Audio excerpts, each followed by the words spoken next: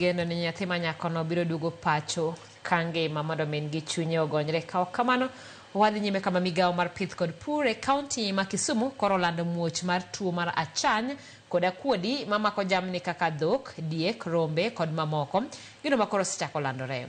En tuo manochakore e sub county ma Muhoroni gino masani osemiyo migawo ma otelo ne pith golo kum ne wuodhe mag jamni madonjo kod mawuok e kaunti ma Kisumu. Jaratije weche pith kod pur e kaunti ma Kisumu Charles Kakuku wacho ni giseketo okenge mag timo chanjo ne jamni mondo geng' landruok mar tuochego.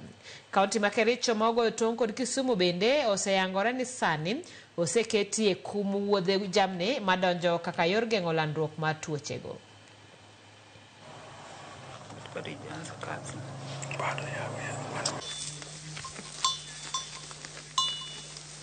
Wan gi tuo mar landore mar jamni e Kisumu kani.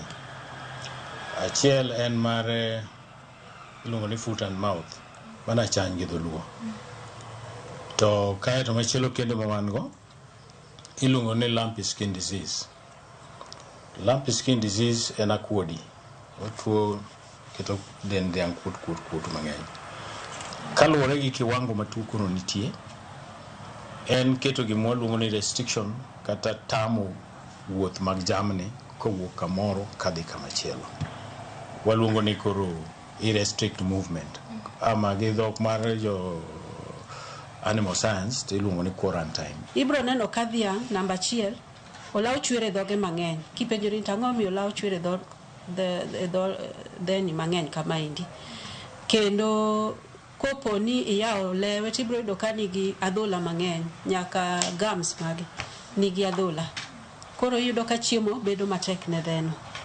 Kendo king'iyo ombong'ne ibro yudo ka nigi adhola. Koro nikech dhiang' ok nyal chiemo, yudo ka koro dhiang' tuo yudo ka koro ngima dhiang' dok piny.